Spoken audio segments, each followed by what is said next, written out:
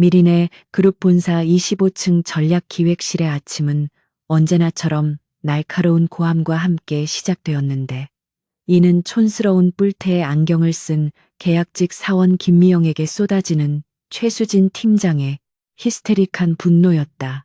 최 팀장은 방금 미영이 밤새 정리해서 올린 회의 자료를 바닥에 내동댕이 치며 표지 디자인이 마음에 들지 않는다는 말도 안 되는 이유로 모욕적인 언사를 퍼붓고 있었고, 주변의 정직원들은 익숙하다는 듯 힐끔거릴 뿐 아무도 그녀를 도와주려 하지 않았다. 미영은 두꺼운 렌즈 너머로 무표정한 눈빛을 숨긴 채 바닥에 흩어진 A사 용지들을 묵묵히 주워 담으며 마음속으로는 최 팀장이 저지른 법인카드 유용 내역과 하청업체로부터 받은 리베이트 금액을 정확하게 계산하고 있었다. 그녀의 낡은 회색 카디건과 유행진한 통 넓은 바지는 화려한 명품으로 치장한 다른 여직원들과 극명한 대조를 이루며 그녀를 더욱 초라하게 보이게 만들었으나, 그것은 철저하게 계산된 위장이었다. 전략기획실의 실세라 불리는 최수진 팀장은 자신의 무능함을 감추기 위해 만만한 희생양이 필요했고, 지방대 출신의 백도 없는 계약직 김미영은 그녀의 스트레스 해소용 샌드백으로 더할 나위 없이 완벽한 조건을 갖추고 있었다. 최 팀장은 미영이 주워 올린 서류 뭉치를 다시 한번 손으로 쳐내며 커피나 타오라는 지시를 내렸고, 미영은 죄송하다는 짧은 대답과 함께 탕비실로 향했지만 그녀의 걸음걸이에는 비굴함 대신 묘한 기품이 서려 있었다. 탕비실에 들어선 미영은 커피 머신의 소음 뒤에 숨어 품속에서 최신형 스마트폰을 꺼내 들었고, 화면에는 암호화된 메신저 어플이 실행되어 있었으며, 그녀는 능숙한 손놀림으로 최 팀장의 갑질 현황과 오늘 오전에 있을 임원 회의의 주요 안건에 대한 수정사항을 누군가에게 전송했다. 사실 김미영이라는 이름은 가명이었고, 그녀의 진짜 정체는 미국 아이비리그를 수석으로 졸업하고 월가를 주름잡던 전설적인 투자 전략가이자 미린의 그룹 강도진 회장의 법적 아내인 한서윤이었다. 그녀가 이토록 굴욕적인 이중 생활을 자처한 이유는 남편인 강도진이 그룹을 물려받는 과정에서 이사회가 숨기고 있는 거대한 부정부패의 뿌리를 뽑아내기 위함이었는데, 내부자가 아니면 접근할 수 없는 회계 장부의 맹점을 파악하기 위해 가장 낮은 곳으로 잠입한 것이었다. 미영이 탕비실에서 나오자 최 팀장의 신복인 박 대리가 다가와 탕비실 청소가 엉망이라며 트집을 잡기 시작했고, 미영은 그저 고개를 숙이며 사과했지만 박 대리가 신고 있는 구두가 지난달 거래처 접대비 명목으로 결제된 법인카드로 구매한 것임을 이미 파악하고 있었다.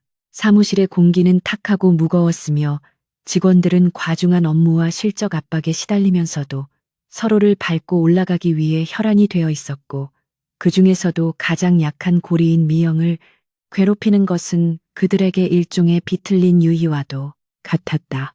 미영은 자신의 자리에 앉아 낡은 컴퓨터 모니터를 응시하며 엑셀 파일 속에 교묘하게 숨겨진 비자금 조성 정황을 추적해 나갔고, 그녀의 손가락은 키보드 위에서 춤추듯 움직이며 복잡한 수식들을 순식간에 해체하고 재조립했다. 점심시간이 되자 직원들은 3355짝을 지어 맛집을 찾아 나섰지만 누구도 미영에게 함께 가자고 권하지 않았고, 그녀는 혼자 편의점 샌드위치를 사들고 옥상 정원으로 올라가 서울의 전경을 내려다보며 잠시나마 가면을 벗고 한서윤으로서의 사색에 잠겼다. 차가운 바람이 그녀의 흐트러진 머리카락을 스치고 지나갈 때 주머니 속에 전화기가 진동했고, 발신자 이름에는 곰돌이 여보라는 애교 섞인 애칭이 떠올랐는데, 이는 냉철하기로 소문난 강도진 회장의 개인 번호였다.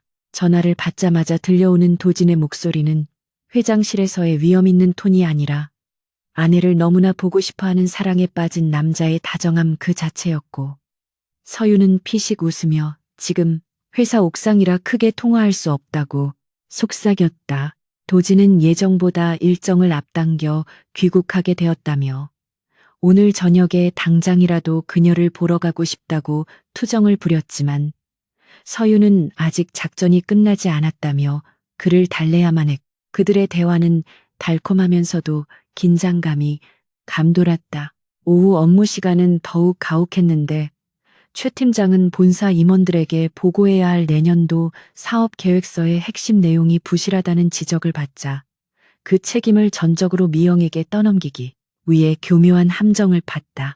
최 팀장은 미영에게 방대한 양의 시장 조사 데이터를 던져주며 퇴근 전까지 분석 보고서를 작성하라고 지시했는데 이는 숙련된 전문가 팀이 달라붙어도 꼬박 며칠이 걸릴 분량이었으나 그녀는 미영이 절대 해내지 못할 것이라 확신하며 비릿한 미소를 지었다. 하지만 한서윤에게 있어 이러한 데이터 분석은식은 죽먹기보다 쉬운 일이었고 그녀는 촌스러운 안경을 치켜 올리며 모니터에 집중하기 시작했는데 그녀의 눈동자는 데이터를 훑어보는 순간 날카로운 매처럼 변해 숫자에 흐름 속에 숨겨진 시장의 패턴을 완벽하게 읽어내고 있었다. 그녀는 단순히 데이터를 정리하는 것을 넘어 기존의 사업 계획이 가진 치명적인 오류를 수정하고 경쟁사를 압도할 수 있는 혁신적인 전략을 보고서 곳곳에 은밀하게 심어 놓았는데 겉보기에는 평범한 정리 파일처럼 보였지만 그 내용은 수천억의 가치를 지닌 것이었다. 해질 무렵 사무실의 창밖으로 붉은 노을이 깔리기 시작할 때쯤 미영은 완성된 보고서를 최 팀장의 메일로 전송했고 최 팀장은 내용을 제대로 읽어보지도 않은 채 수고했다는 말 한마디 없이 파일을 가로채 자신의 이름으로 임원들에게 배포할 준비를 했다. 미영은 그 모습을 지켜보며 속으로 쾌재를 불렀는데 최 팀장이 그 보고서를 자신의 성과로 포장해 발표하는 순간이야말로 그녀가 파놓은 덫에 제 발로 걸어 들어가는 것이기 때문이었으며 그 보고서에는 전문가가 아니면 눈치채지 못할 미세한 장치들이 숨겨져 있었다. 퇴근 시간이 다가오자 사무실 내부는 묘한 술렁임에 휩싸였는데 경영지원팀에서 긴급 공지사항이 내려왔기 때문이었고 게시판에 뜬 내용은 해외 출장 중이던 강도진 회장이 예고 없이 내일 오전 본사에 복귀한다는 소식이었다. 직원들은 갑작스러운 CEO의 귀환에 당황하며 책상을 정리하고 밀린 업무를 처리하느라 분주해졌고 특히 최 팀장은 회장 앞에서 자신의 능력을 증명해야 한다는 강박에 사로잡혀 더욱 신경질적으로 변해 부하 직원들을 닥달하기 시작했다. 박 대리는 미영에게 다가와 회장님이 오시는데 너 같은 계약직이 눈에 띄면 우리 부서 전체물이 흐려진다며 내일은 아예 창고 정리나 하라고 비아냥거렸고 미영은 그저 죄송하다는 말과 함께 고개를 숙였지만 안경 너머에 눈빛은 차갑게 빛나고 있었다. 사실 강도진의 조기 귀국은 서윤과의 통화 직후 그가 참지 못하고 전용기를 띄운 결과였으며 그녀는 남편의 이러한 돌발 행동이 자신의 계획의 변수가 될지 아니면 기폭제가 될지 계산하며 입가에 희미한 미소를 띄웠다. 사무실의 소란 속에서 미영은 조용히 자신의 자리를 정리하며 오늘 하루 수집한 최 팀장의 비리 증거 파일들을 USB에 담아 핸드백 깊숙한 곳에 숨겼고 이 작은 저장 장치 하나가 불러올 파장을 생각하니 심장이 두근거렸다. 퇴근을 위해 엘리베이터 앞에 선 미영의 뒤로 야근을 강요받은 직원들의 한숨소리가 들려왔지만 그녀는 내일 벌어질 흥미진진한 쇼를 기대하며 엘리베이터 버튼을 눌렀고 거울에 비친 자신의 촌스러운 모습을 보며 스스로에게 조용히 속삭였다. 집으로 돌아온 서유는 현관문을 열자마자 촌스러운 가발과 안경을 벗어던지고 답답했던 보정 속옷을 풀어헤치며 본래의 아름답고 고혹적인 모습으로 돌아왔는데 거울 속에 비친 그녀는 낮의 김미영과는 전혀 다른 사람처럼 보였다. 고급스러운 실크 가운을 걸친 그녀는 와인 한 잔을 따르며 거실 소파에 앉아 태블릿 PC로 미린의 그룹의 주식 동향과 사내 게시판의 여론을 살폈는데 익명 게시판에는 최 팀장의 갑질에 대한 성토가 간간히 올라오고 있었지만 곧바로 관리자에 의해 삭제되고 있었다. 그때 초인종 소리도 없이 현관 도어록이 해제되는 소리가 들리더니 거친 숨을 몰아쉬며 들어온 사람은 다름 아닌 강도진이었고 그는 공항에서 곧장 달려온 듯 슈트 차림에 넥타이가 약간 비뚤어져 있었다. 도진은 서윤을 보자마자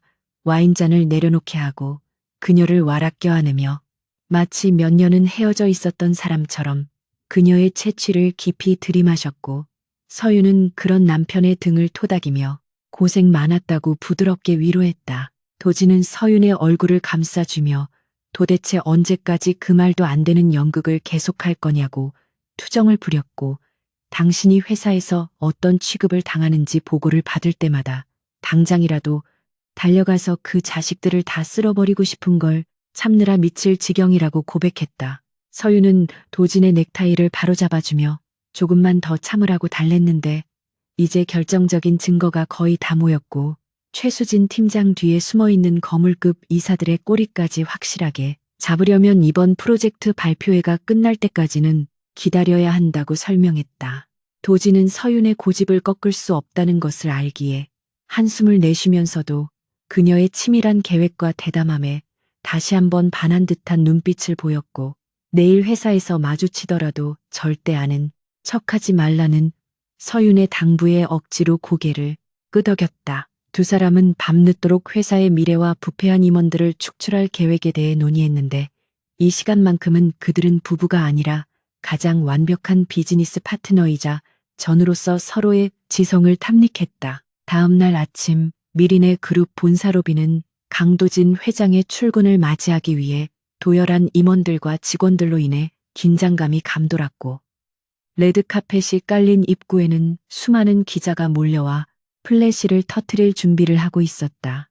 촌스러운 복장의 김미영으로 다시 변신한 서윤은 그 화려한 인파의 가장 뒷줄 구석에 서서 먼지를 뒤집어 쓴 화분을 닦는 척하며 상황을 예의주시하고 있었는데 이는 박 대리가 시킨 자벨 중 하나였다.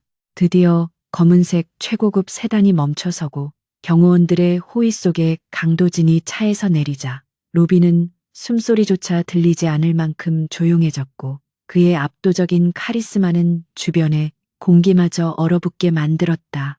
도진은 마중 나온 임원들의 인사를 가볍게 목례로 받으며 로비를 가로질러 걸어가다 문득 구석에서 화분을 닦고 있는 미영 쪽으로 시선을 돌렸고 그 짧은 순간 그의 눈빛이 흔들리는 것을 눈치챈 사람은 아무도 없었다. 최수진 팀장은 회장의 동선에 맞춰 가장 잘 보이는 위치를 선점하고 서 있었으며 그녀는 회장이 지나갈 때 눈도장을 찍기 위해 허리를 90도로 굽히며 과장된 목소리로 인사를 건넸지만 도진은 그녀를 투명인간 취급하며 그대로 지나쳐버렸다. 최 팀장의 얼굴이 붉게 달아오르는 것을 보며 미영은 고개를 숙인 채 입꼬리를 살짝 올렸지만 곧바로 표정을 관리하며 다시 쭈그려 앉아 화분 잎사귀를 닦는 연기에 몰입했다. 도진이 전용 엘리베이터에 탑승하고 문이 닫히자마자 로비에는 안도의 한숨과 함께 웅성거림이 퍼져나갔고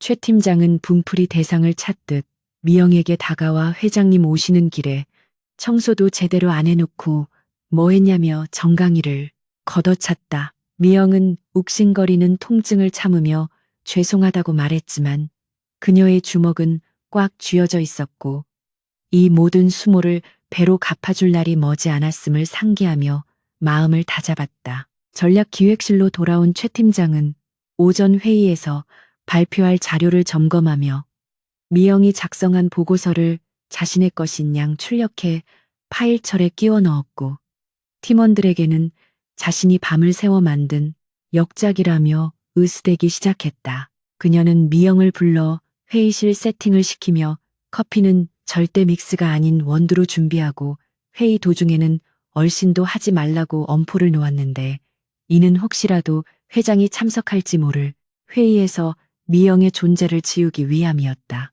미영은 회의실 테이블 위에 물과 자료를 세팅하며 최 팀장의 자리에 놓인 발표 자료를 힐끗 보았는데 표지에는 작성자, 전략기획팀장 최수진이라는 글자가 선명하게 박혀 있어 그녀의 파렴치함을 다시 한번 확인시켜 주었다. 회의 시간이 다가오자 임원들이 하나둘씩 들어왔고 뜻밖에도 강도진 회장이 예고 없이 회의실 문을 열고 들어와 상석에 앉아 회의실 내부는 찬물을 끼얹은 듯 고요해졌으며 최 팀장의 손은 눈에 띄게 떨리기 시작했다. 도지는 차가운 눈빛으로 참석자들을 둘러보다가 구석에서 서빙을 준비하던 미영과 아주 잠시 눈이 마주쳤는데 그는 미세하게 고개를 끄덕이며 그녀에게 무언의 신호를 보냈고 미영은 조용히 트레이를 들고 회의실 밖으로 나갔다. 회의가 시작되고 최 팀장이 떨리는 목소리로 발표를 시작하자 도지는 팔짱을 낀 채 스크린을 응시했는데 발표가 진행될수록 그의 표정은 점점 더 굳어졌고 최 팀장은 식은땀을 흘리며 미영이 작성해준 대본을 그대로 읽어 내려갔다. 도지는 갑자기 발표를 중단시키며 날카로운 질문을 던졌는데 그 내용은 미영이 보고서에 의도적으로 심어놓은 복잡한 재무 구조에 관한 것이었고 내용을 전혀 이해하지 못한 채 읽기만 하던 최 팀장은 꿀먹은 벙어리가 되어 횡설수설하기 시작했다. 도지는 한심하다는 듯 혀를 차며 이 보고서 최 팀장이 직접 작성한 것 맞습니까? 내용에 대한 이해도가 전혀 없어 보이는데 라고 일갈했고 최 팀장은 얼굴이 사색이 되어 변명을 늘어놓으려 했지만 도진의 서슬퍼런 기세에 눌려 입만 뻥끗거릴 뿐이었다. 회의실 밖에서 문틈으로 이 상황을 엿듣고 있던 미영은 회심의 미소를 지으며 탕비실로 돌아왔는데 이제 1차적인 경고는 끝났고 본격적인 사냥은 오늘 저녁 회식 자리에서 시작될 것이라는 예감이 들었다. 최 팀장은 회의가 끝난 후 분기탱천하여 사무실로 돌아와 자신의 망신살이 미영 탓이라도 되는 양 화풀이를 시작했고 오늘 저녁 전체 회식에는 계약직인 미영도 반드시 참석하여 술 시중을 들라며 억지를 부렸다. 평소라면 회식에서 제외되었을 미영이지만 오늘만큼은 최 팀장이 그녀를 괴롭히고 망가뜨려 스트레스를 풀 작정임이 분명했기에 다른 직원들은 동정 어린 눈빛을 보내면서도 아무도 말리지 않았다. 미영은 순순히 알겠다고 대답하며 자리로 돌아가 핸드폰을 꺼내 비서실장에게 오늘 저녁 회식 장소와 시간을 문자로 전송했고 곧이어 준비 완료라는 짧은 답장이 도착했다. 저녁 7시 강남의 고급 한정식집 별실에는 전략기획실 직원들이 모여 앉아 폭탄주를 제조하고 있었고 상석에 앉은 최 팀장은 이미 거나하게 취해 미영에게 노래를 부르라거나 춤을 추라며 온갖 진상짓을 서슴지 않고 있었다. 미영은 억지로 웃음을 지으며 술잔을 받아내고 있었지만 그녀의 인내심도 이제 한계에 다다르고 있었고 그녀는 테이블 아래로 주먹을 꽉 쥐며 약속된 시간이 되기만을 기다렸다. 최 팀장은 미영의 촌스러운 옷차림을 비웃으며 이런 애가 우리 회사물을 흐리는 거야. 너 같은 건 시골 가서 농사나 짓지 왜 서울 와서 고생이니? 라며 비아냥거렸고 주변의 아부꾼들은 박장대소하며 맞장구를 쳤다. 그때 닫혀있던 별실의 미닫이 문이 거칠게 열리며 검은 정장을 입은 경호원들이 들이닥쳤고 그 뒤로 강도진 회장이 차가운 표정으로 들어서자 왁자지껄하던 방 안은 순식간에 정적에 휩싸였다. 갑작스러운 강도진 회장의 등장은 회식 장소를 순식간에 얼음장처럼 차갑게 만들었고 술에 취해 비틀거리던 직원들은 황급히 옷매무새를 다듬으며 고개를 숙였다. 도지는 날카로운 눈빛으로 난장판이 된 테이블과 겁에 질린 최수진 팀장을 천천히 훑어보았는데 그의 시선이 구석에 앉아있는 김미영에게 닿는 순간 아주 찰나의 흔들림이 있었지만 그는 이내 냉정함을 되찾고 차가운 목소리로 입을 열었다. 그는 회식 문화가 직원들의 사기를 북돋우기는커녕 강압적이고 폭력적인 분위기로 변질되어 있다는 보고를 받았다며 당장이라도 인사팀을 소집해 감사를 진행할 수 있음을 시사하는 경고를 날렸다.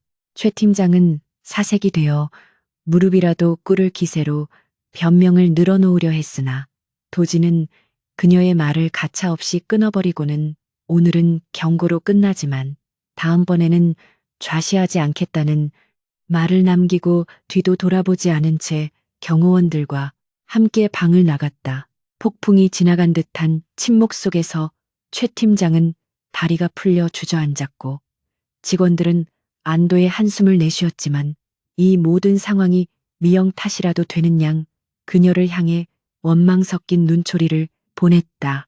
다음 날 아침 전략기획실의 분위기는 어제보다 더 살벌했는데 최 팀장은 회장에게 지적받은 수치심을 만회하기 위해 미친 사람처럼 업무를 지시하며 히스테리를 부리고 있었다. 그녀는 특히 미영을 타깃으로 삼아 어제 회식 자리에서 네가 분위기를 망쳐서 회장님이 화가 나신 거라며 말도 안 되는 트집을 잡았고 아침부터 산더미 같은 영수증 정리를 시키며 그녀를 괴롭혔다.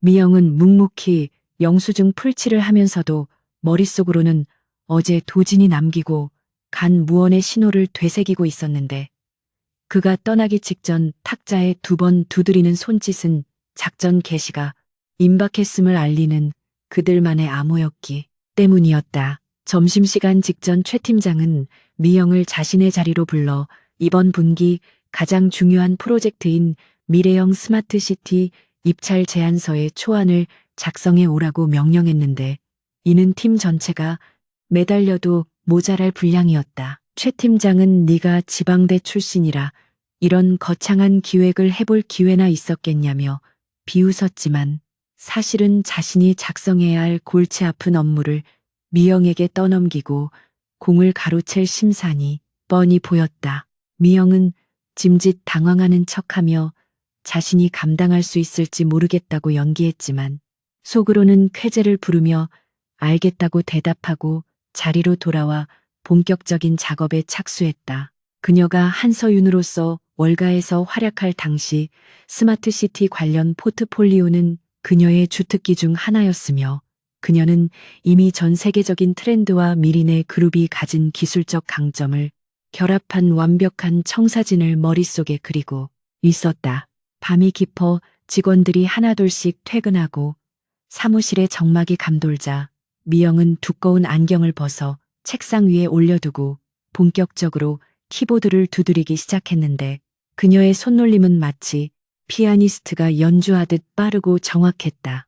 그녀는 단순히 제안서를 작성하는 것을 넘어 경쟁사들이 절대 따라올 수 없는 독창적인 수익 모델과 지속 가능한 에너지 시스템을 제안서 곳곳에 배치했고 이 문서는 단순한 기획안이 아니라 미린의 그룹의 향후 10년을 책임질 걸작으로 탄생하고 있었다. 새벽 3시가 넘어서야 제안서가 완성되었고 미영은 피로가 몰려오는 눈을 비비며 파일의 속성에 암호화된 디지털 서명을 심어 놓았는데 이는 나중에 최 팀장이 자신의 성과라고 우길 때 결정적인 증거가 될 치명적인 독이었다. 그녀는 일부러 문장 몇 군데를 촌스럽게 수정하고 그래프의 색상을 조잡하게 바꾸어 최 팀장이 의심하지 않도록 위장하는 치밀함도 잊지 않았는데 이는 먹잇감을 안심시키고 덫으로 유인하기 위한 고도의 심리전이었다. 다음 날 아침 출근한 최 팀장은 미영이 밤새 작성한 제안서를 받아들고는 콧방귀를 뀌며 대충 훑어보더니 내용이 형편없다며 서류철로 미영의 머리를 툭툭 쳤다. 하지만 그녀는 자리에 앉자마자 미영의 이름을 지우고 작성자란에 자신의 이름을 굵은 글씨로 써 넣었으며 파일명을 수정하여 경영전략본부장에게 긴급 보고 메일을 발송했다. 최 팀장의 뻔뻔한 도둑질은 예상했던 대로였고 미영은 탕비실에서 커피를 타며 휴대폰으로 전송된 보안 알림을 확인했는데 그것은 최 팀장이 파일을 수정하고 전송한 로그 기록이 실시간으로 캡처된 것이었다. 며칠 후 대회의실에서는 이번 스마트시티 프로젝트의 최종 발표회가 열렸고 강도진 회장을 비롯한 그룹의 핵심 임원들이 모두 참석한 가운데 최수진 팀장이 단상에 올랐다. 최 팀장은 미영이 만든 자료를 화면에 띄우고 마치 자신이 오랜 기간 연구한 결과물인 양 자신만만하게 발표를 시작했는데 임원들은 제안서의 혁신적인 내용에 감탄하며 고개를 끄덕이기 시작했다.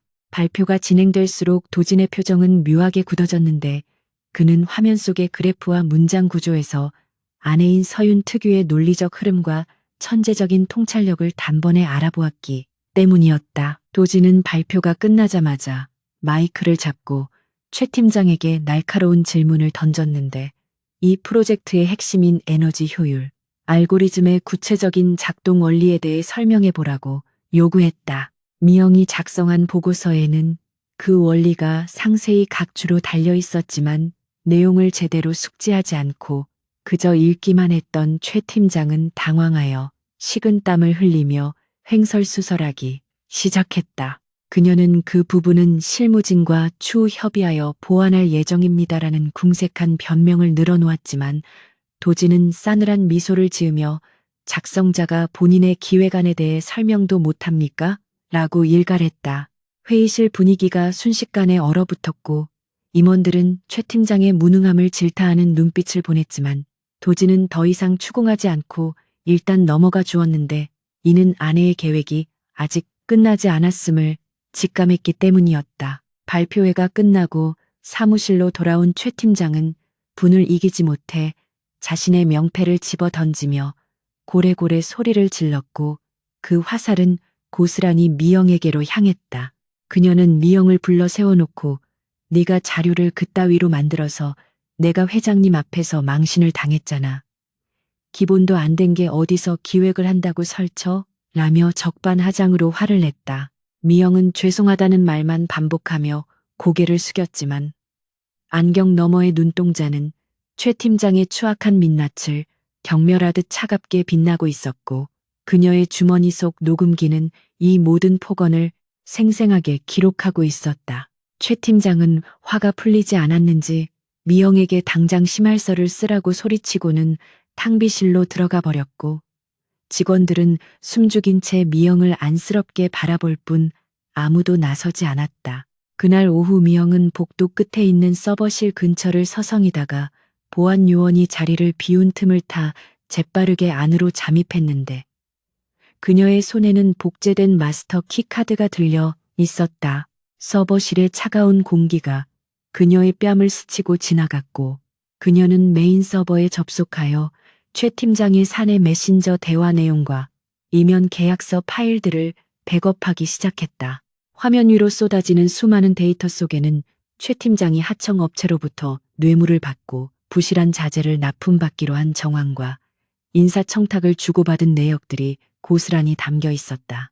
다운로드가 완료되자 미영은 흔적을 지우고 서버실을 빠져나왔는데 복도에서 마주친 박 대리가 여기서 뭐 하는 거야? 라고 의심스럽게 물었지만 그녀는 청소 도구를 가지러 왔다고 둘러대며 위기를 모면했다. 퇴근 무렵 경영지원실에서 공문이 내려왔는데 이번 스마트시티 프로젝트의 1차 심사 통과를 축하하며 내일 저녁 강남의 최고급 호텔 연회장에서 대규모 축하 파티가 열린다는 소식이었다. 최 팀장은 언제 그랬냐는 듯 얼굴색을 바꾸며 직원들에게 이번 파티는 회장님도 참석하시는 중요한 자리니까 다들 의상에 신경 쓰고 실수하지 않도록 해라고 으름장을 놓았다. 그녀는 미영에게 다가와 너는 올 생각하지 마. 촌스러운 옷 입고 와서 우리 팀물 흐리지 말고 집에서 반성이나 해라고 비웃으며 초대장을 찢어 휴지통에 버렸다. 하지만 미영은 휴지통에 버려진 초대장을 바라보며 속으로 서늘한 미소를 지었는데 내일 파티야말로 최수진과 부패한 임원들을 일망타진할 최후의 무대가 될 것임을 알고 있었기 때문이었다. 집으로 돌아온 서유는 도진과 함께 거실에 앉아 내일 파티에서 공개할 증거 자료들을 최종 점검했는데 도진은 아내의 치밀한 준비성에 혀를 내두르며 감탄을 금치 못했다. 도진은 서윤의 손을 잡으며 내일이면 당신을 힘들게 했던 그 인간들 내가 직접 다 쓸어버릴게. 그동안 고생 많았어. 여보라고 말하며 그녀의 손등에 입을 맞추었다. 서윤은 도진의 어깨에 기대어 내일 파티장에는 김미영이 아니라 한서윤으로 갈 거예요. 당신 옆에 당당하게 서서 그들의 표정이 어떻게 변하는지 똑똑히 지켜볼 거예요. 라고 다짐했다. 두 사람은 밤늦도록 와인을 마시며 내일 벌어질 통쾌한 복수극을 상상했고 창밖의 서울 야경은 마치 그들의 승리를 축복하듯 화려하게 빛나고 있었다. 다음 날 아침 결전의 날이 밝았고 미영은 평소보다 더 촌스러운 복장으로 출근했는데 펑퍼짐한 꽃무늬 블라우스에 낡은 운동화를 신은 그녀의 모습에 직원들은 뒤에서 수군거렸다. 최 팀장은 미영을 보자마자 혀를 차며 꼬라고는 오늘 같은 날 회장님 눈에 띄면 넌 바로 해고야. 아예 구석진 창고에 박혀서 재고 조사나 해라고 명령했다. 미영은 군말 없이 창고로 향했지만 그녀의 가방 속에는 저녁 파티에 입을 최고급 드레스와 하이힐, 그리고 최 팀장을 나락으로 떨어뜨릴 결정적인 증거가 담긴 USB가 들어 있었다. 창고의 먼지 속에서 미영은 시간을 체크하며 때가 오기를 기다렸고 오후 5시가 되자 직원들은 파티 참석을 위해 일찍 퇴근 준비를 서둘렀다. 최 팀장은 화려한 드레스로 갈아입고 진한 화장을 한 채 거울을 보며 만족스러운 미소를 지었고 박 대리를 비롯한 아부꾼들은 팀장님 오늘 정말 아름다우십니다. 회장님도 반하실 것 같아요.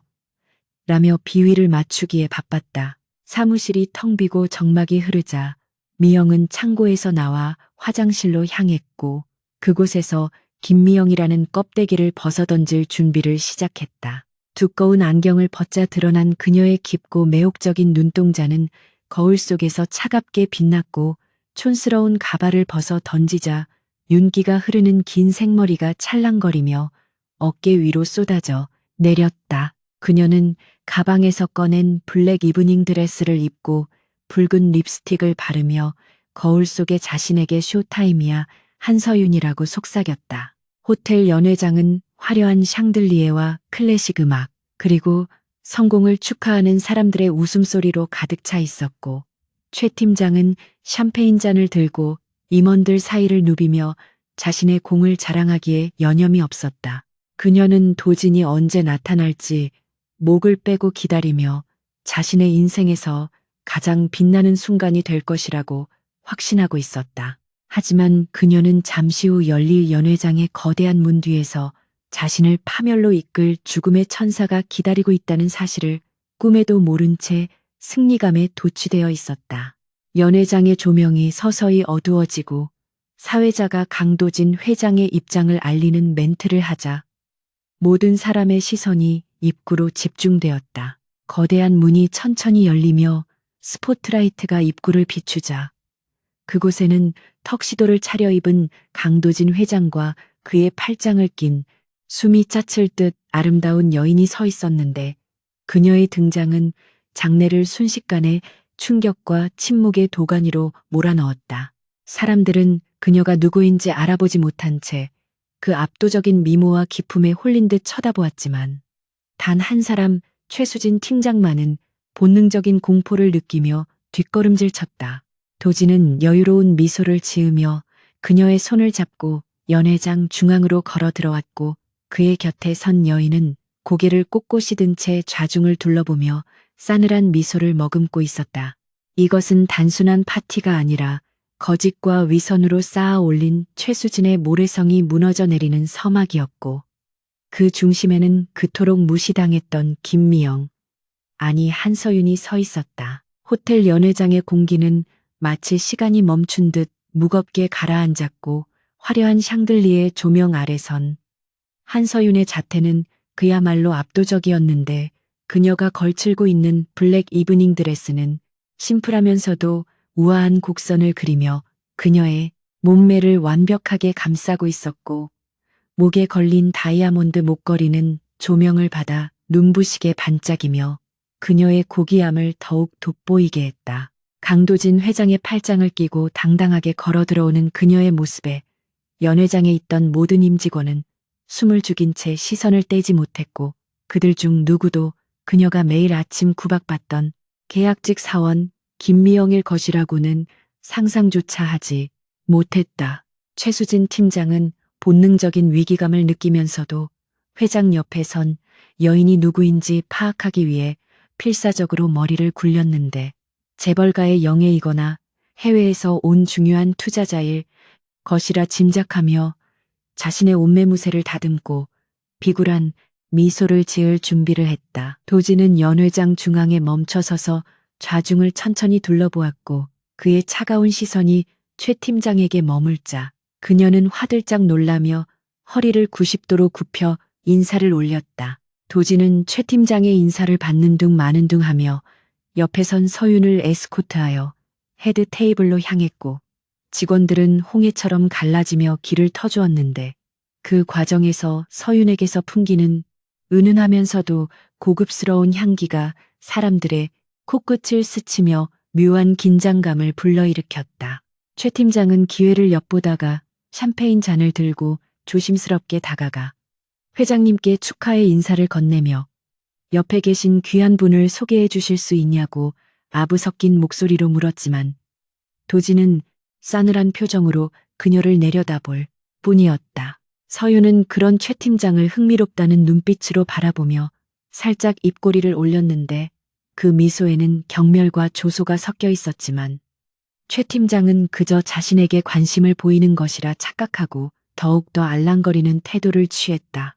도지는 침묵을 깨고 이분은 이번 스마트시티 프로젝트에 막대한 자금을 투자할 예정인 비밀 투자자이자 전략 고문이라고 소개했고 그 말에 최 팀장의 눈이 번쩍 뜨이며 넙죽 인사를 했다. 서윤은 우아한 손짓으로 샴페인 잔을 받아들며 최 팀장에게 이번 프로젝트의 책임자가 맞냐고 부드러운 목소리로 물었는데 그 목소리는 김미영의 주눅든 목소리와는 전혀 다른 자신감 넘치고 카리스마 있는 톤이었다. 최 팀장은 뛸 듯이 기뻐하며 자신이 이 프로젝트를 처음부터 기획하고 총괄해온 책임자라고 거짓말을 늘어놓았고 밤을 새워가며 만든 자신의 피와 땀이 어린 결과물이라고 뻔뻔하게 자화자찬을 시작했다. 서윤은 고개를 끄덕이며 그렇다면 프로젝트의 핵심인 친환경 에너지 순환 시스템의 구체적인 알고리즘에 대해 설명해 달라고 요청했고 최 팀장은 예상치 못한 전문적인 질문에 당황하여 말문이 막혔다. 그녀는 식은땀을 흘리며 그 부분은 기술적인 내용이라 실무진이 더 잘 알겠지만 대략적으로 설명하자면 효율성을 극대화한 혁신적인 시스템이라고 두루뭉술하게 둘러댔다. 하지만 서윤은 물러서지 않고 더욱 날카로운 질문을 이어갔는데 지난달 제출된 초기 기획안과 최종 제안서 사이의 데이터 불일치 문제를 지적하며 그 원인이 무엇인지 구체적인 수치를 들어 추궁하기 시작했다. 최 팀장은 등 뒤로 식은땀이 줄줄 흐르는 것을 느끼며 횡설수설하기 시작했고 주변의 임원들도 이 낯선 여인의 정체가 무엇이기에 우리 회사 내부의 기밀 사항까지 꿰뚫고 있는지 의아해하며 웅성거리기 시작했다. 서윤은 최 팀장의 눈을 똑바로 응시하며 기획자가 자신의 프로젝트에 대해 이렇게 무지할 수가 있나요? 혹시 다른 사람의 아이디어를 도용한 것은 아닙니까? 라고 전곡을 찌르는 말을 던졌다. 최 팀장은 얼굴이 불그락푸르락해지며 절대 아니라고 펄쩍 뛰었지만 그녀의 목소리는 이미 떨리고 있었고 도지는 옆에서 팔짱을 낀 채 이 상황을 즐기듯 지켜보고 있었다. 분위기를 반전시키기 위해 최 팀장은 화제를 돌리며 우리 팀에는 능력 없는 직원들이 많아서 제가 일일이 가르치느라 고생이 많다고 하소연을 시작했는데 특히 지방대 출신의 계약직 사원 하나가 업무 능력이 너무 떨어져서 이번 중요한 자리에는 부르지도 않았다고 험담을 늘어놓았다. 그녀는 김미영을 지칭하며 촌스럽고 눈치도 없어서 회사 물만 흐리는 존재라고 비하했고 주제도 모르고 기어오르는 것을 자신이 따끔하게 혼내주었다며 회장 앞에서 자신의 리더십을 과시하려 들었다. 서윤은 샴페인 잔을 만지작거리며 그 직원의 이름이 무엇이냐고 물었고 최 팀장은 경멸 어린 말투로 김미영이라고 하는 별 볼 일 없는 애입니다라고 대답했다. 그 순간 도진의 표정이 무섭게 굳어졌지만 서윤은 그를 제지하며 조용히 최 팀장에게 한 걸음 더 다가갔다. 서윤은 그 김미영이라는 직원이 정말 그렇게 무능한가요?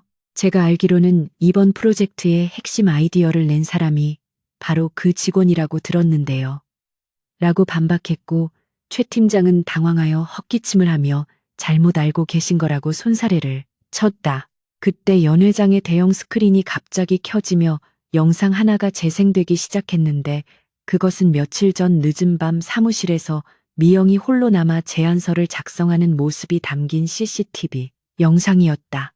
영상 속의 미영은 촌스러운 안경을 쓰고 있었지만 그녀의 손가락은 쉴 새 없이 키보드를 두드리고 있었고 화면에는 지금 최 팀장이 자신의 성과라고 자랑했던 바로 그 제안서가 완성되어 가고 있었다. 연 회장은 순식간에 술렁이기 시작했고 최 팀장은 사색이 되어 스크린과 서윤을 번갈아 쳐다보며 어찌할 바를 몰랐다. 서윤은 싸늘한 미소를 지으며 핸드백에서 USB 하나를 꺼내 도진에게 건넸고 도진은 그것을 받아들고는 마이크를 잡고 좌중을 향해 입을 열었다. 그는 오늘 우리는 이 자리에 모여 성공을 축하하고 있지만 그 성공이 누군가의 희생과 도둑질 위에 세워진 것이라면 그것은 축하받을 일이 아니라 처벌받아야 할 범죄입니다라고 선언했다. 도진의 목소리는 분노를 억누르고 있었지만 그 울림은 연회장 전체를 압도했고 임원들은 숨조차 크게 쉬지 못한 채 회장의 다음 말을 기다렸다. 최 팀장은 다리가 풀려 바닥에 주저앉을 뻔했으나 겨우 테이블을 잡고 버티며 회장님, 이건 오해입니다. 저 여자가 누군지는 모르겠지만 저를 모함하는 겁니다.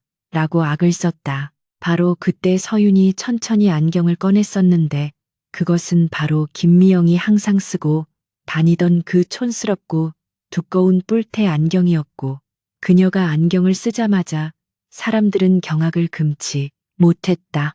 화려한 드레스와 보석으로 치장했지만 안경 너머의 그 눈빛은 영락없는 김미영이었기 때문이었고 직원들은 입을 다물지 못한 채 설마 미영씨 라고 수군거렸다. 최 팀장은 눈앞의 현실을 믿을 수 없다는 듯 뒷걸음질 치며 네가 감히 여기가 어디라고 라며 소리를 질렀지만 서윤은 안경을 다시 벗어 던지며 차갑게 웃었다. 서윤은 최수진 팀장님, 제가 촌스럽고 무능해서 파티에 올 자격이 없다고 하셨죠? 그런데 어쩌죠? 이 파티의 주인공은 당신이 아니라 바로 저인 것 같은데요. 라고 말하며 그녀를 비웃었다. 도진은 서윤의 어깨를 감싸 안으며 모두가 들을 수 있도록 또렷한 목소리로 소개하겠습니다. 이 사람은 제 아내이자 미린의 그룹에 숨겨진 대주주인 한서윤 이사입니다라고 공표했다. 그 말은 마치 폭탄이 터진 듯한 충격을 주었고 연 회장은 비명에 가까운 탄식으로 가득 찼으며 특히 최 팀장은 그 자리에서 털썩 주저앉아 넋이 나간 표정으로 서윤을 올려다보았다. 도진은 바닥에 주저앉은 최 팀장을 내려다보며 그리고 당신이 그토록 괴롭히고 무시했던 김미영이 바로 제 아내입니다. 감히 누구한테 삿대질을 하고 하대를 하는 겁니까? 라고 호통을 쳤다. 최 팀장은 공포에 질려 입술을 파르르 떨며 회장님, 사모님, 제가 죽을 죄를 지었습니다. 라고 빌기 시작했으나 이미 엎질러진 물이었다. 서윤은 도진의 팔을 잡고 여보, 이제 그만해요. 오늘같이 좋은 날 쓰레기 때문에 기분을 망칠 수는 없잖아요. 라고 말하며 부드럽게 웃었고 그 한마디는 최 팀장에게 사형 선고와도 같았다. 도진은 사랑스러운 눈빛으로 서윤을 바라보며 그래, 여보 말이 맞아. 우리 춤이나 출까? 라고 대답했고 오케스트라는 기다렸다는 듯 왈츠를 연주하기 시작했다. 두 사람은 멍하니 서 있는 사람들 사이를 우아하게 가로질러 무대 중앙으로 나아갔고 스포트라이트는 오직 그들만을 비추었다. 최 팀장은 경호원들에 의해 질질 끌려나가며 비명을 질렀지만 그 소리는 아름다운 왈츠 선율에 묻혀 누구의 귀에도 닿지 않았다. 연회장에 남은 직원들과 임원들은 충격과 공포 속에서도 두 사람의 춤을 지켜보아야만 했는데 그것은 단순한 춤이 아니라 미린의 그룹의 권력 지형이 완전히 뒤바뀌었음을 알리는 의식과도 같았다. 서윤은 도진의 품에 안겨 춤을 추며 그의 귓가에 이제 시작이에요. 최 팀장은 꼬리일 뿐 몸통은 아직 숨어 있어요 라고 속삭였고 도진은 고개를 끄덕이며 그녀의 허리를 더욱 단단히 감싸 안았다. 춤이 끝나자 사람들은 기계적으로 박수를 쳤지만 그들의 눈동자는 두려움으로 흔들리고 있었고 내일부터 불어닥칠 피바람을 예감하며 몸서리쳤다. 서유는 도진의 손을 잡고 단상 위로 올라가 마이크를 잡았고 그녀의 목소리는 연회장에 또렷하게 울려 퍼졌다. 지난 몇 달간 저는 김미영이라는 이름으로 여러분과 함께 지냈습니다. 그 시간 동안 저는 우리 회사가 가진 잠재력뿐만 아니라 썩어 문드러진 환부까지 똑똑히 목격했습니다. 오늘 이 자리는 축하의 자리가 아니라 미리네 그룹의 대대적인 혁신을 선포하는 자리가 될 것입니다. 서윤의 선전포고의 임원들 중 몇몇은 얼굴이 하얗게 질려 고개를 숙였는데 그들은 최 팀장과 결탁하여 비자금을 조성했던 공범들이었다.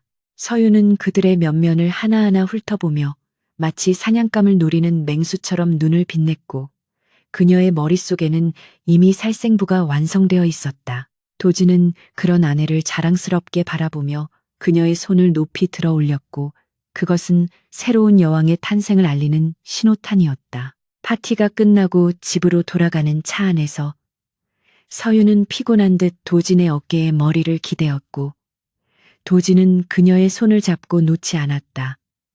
오늘 정말 멋졌어. 당신 덕분에 회사가 다시 깨끗해질 수 있을 것 같아라는 도진의 말에 서윤은 아직 멀었어요.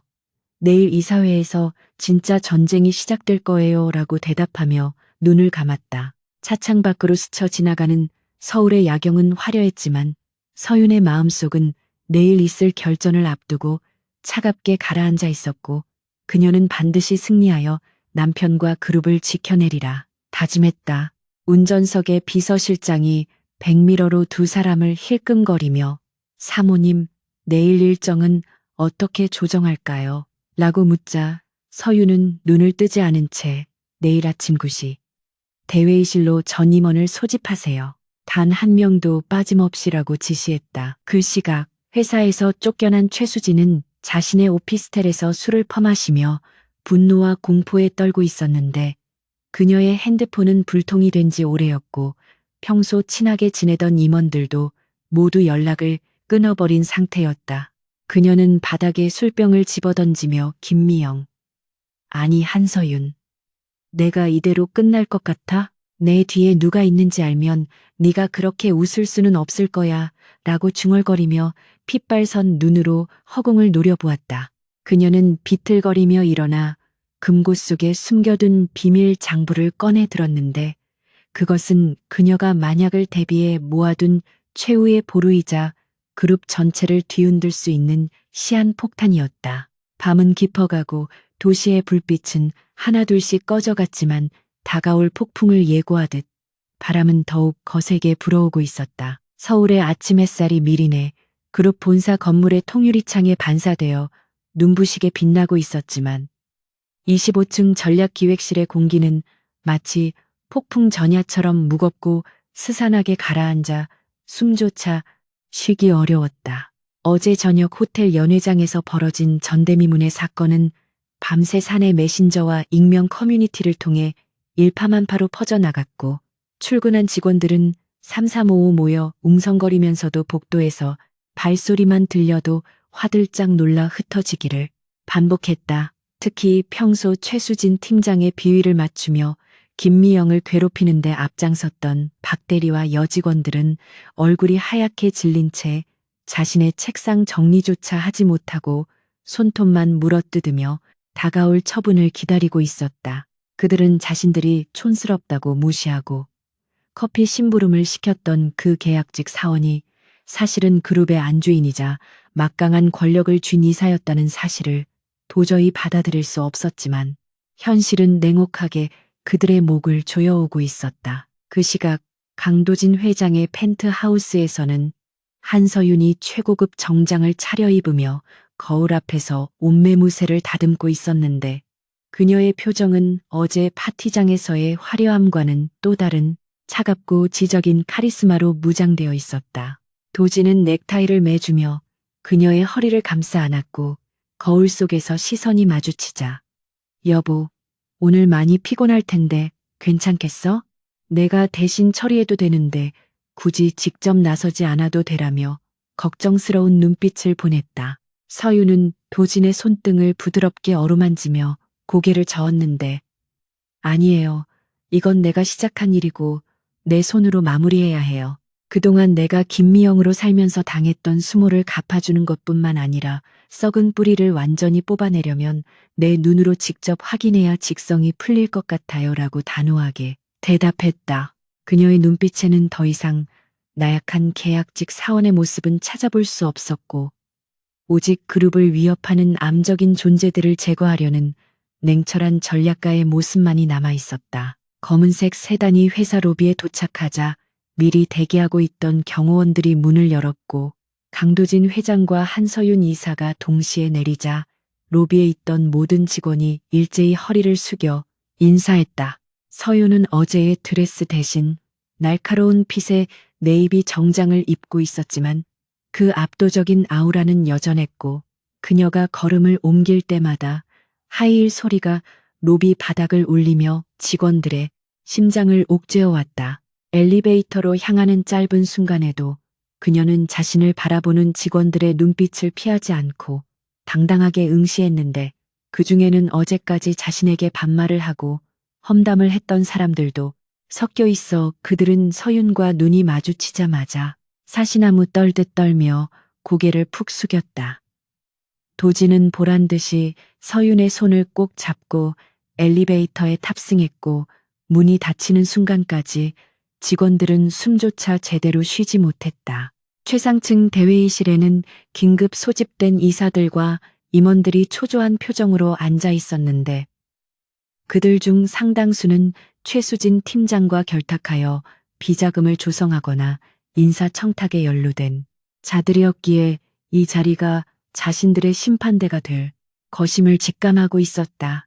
회의실 문이 열리고 도진과 서윤이 들어서자 무거운 침묵이 흘렀고 도진이 상석에 앉고 서윤이 그 바로 옆자리에 앉아 임원들은 마른 침을 삼키며 눈치를 살폈다. 서윤은 자리에 앉자마자 앞에 놓인 두꺼운 파일처를 탁자 위에 소리나게 내려놓았는데 그 소리가 마치 단두대의 칼날이 떨어지는 소리처럼 섬뜩하게 들렸다.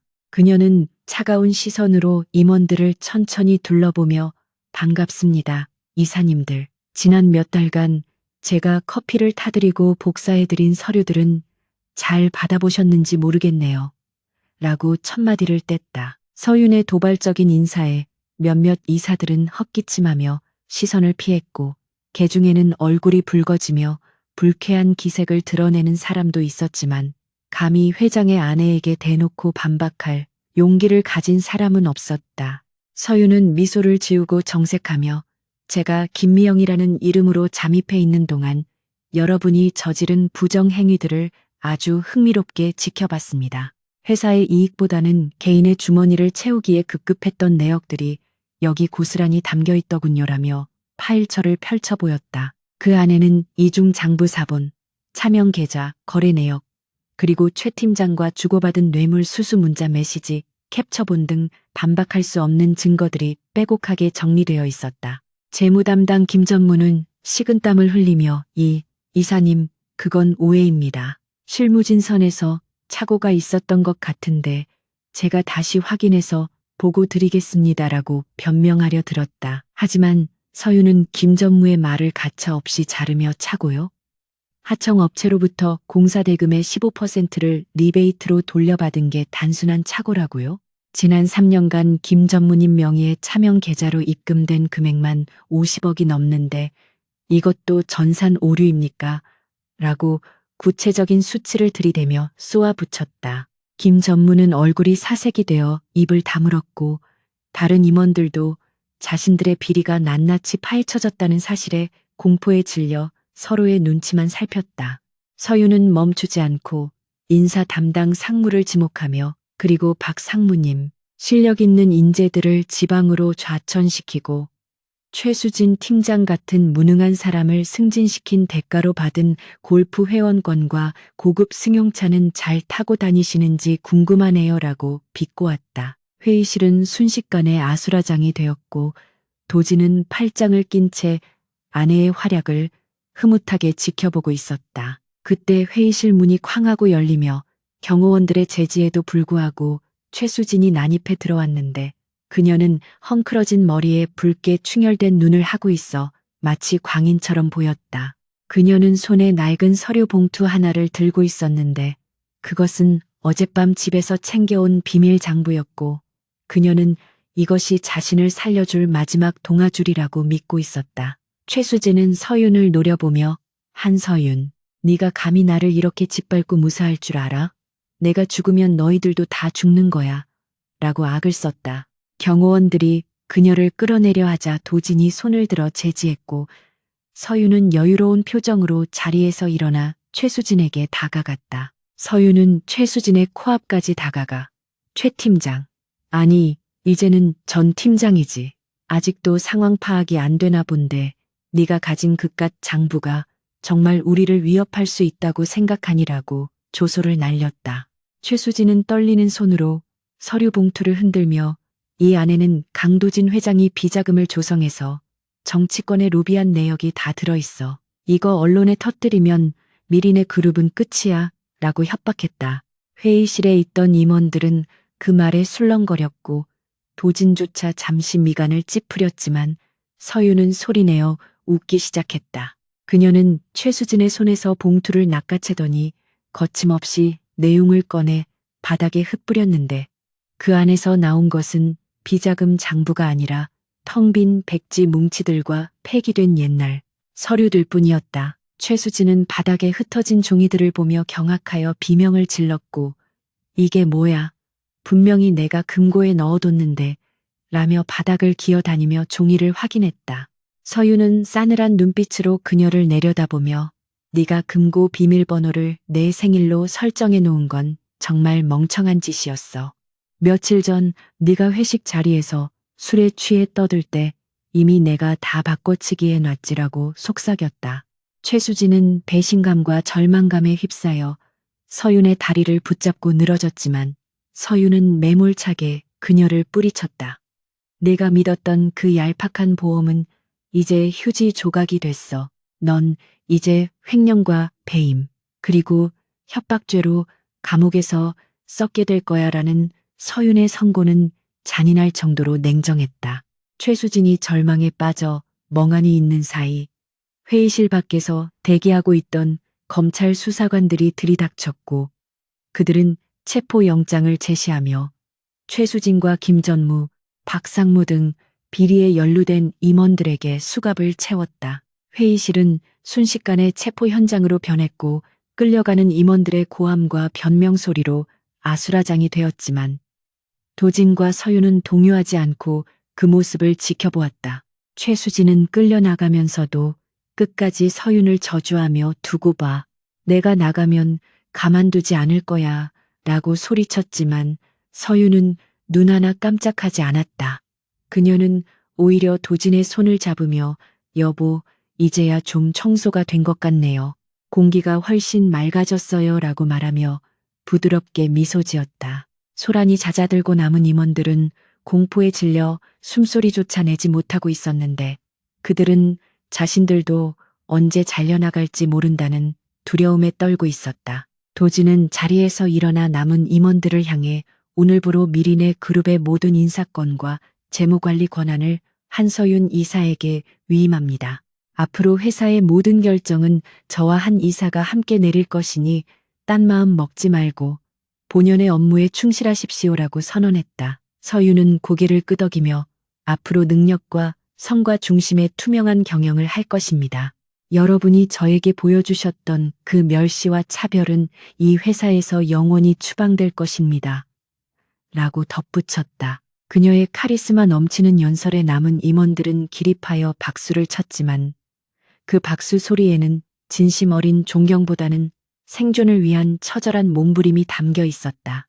회의가 끝나고 집무실로 돌아온 두 사람은 소파에 마주보고 앉아 긴장을 풀었는데 도진은 서윤에게 따뜻한 차를 건네며 고생했다고 위로했다. 서윤은 찻잔을 들고 창밖을 바라보며 아직 끝난 게 아니에요. 이제 내부를 정리했으니 외부의 적들을 상대해야죠. 최수진 뒤를 봐주던 경쟁사 스파이들이 아직 남아있을 거예요. 라고 말했다. 도진은 서윤의 손을 잡으며 당신이 있다면 어떤 적도 두렵지 않아. 오늘 당신 모습 정말 최고였어. 내 사랑스러운 전략가님이라며 애정을 과시했다. 서윤은 수줍게 웃으며 당신이 믿어준 덕분이에요. 그리고 아까 회의실에서 나를 쳐다보던 그 눈빛 잊지 않을게요라고 대답했다. 그날 오후 서윤은 다시 전략기획실로 내려갔는데 이번에는 김미영이 아니라 한서윤 이사로서의 방문이었다.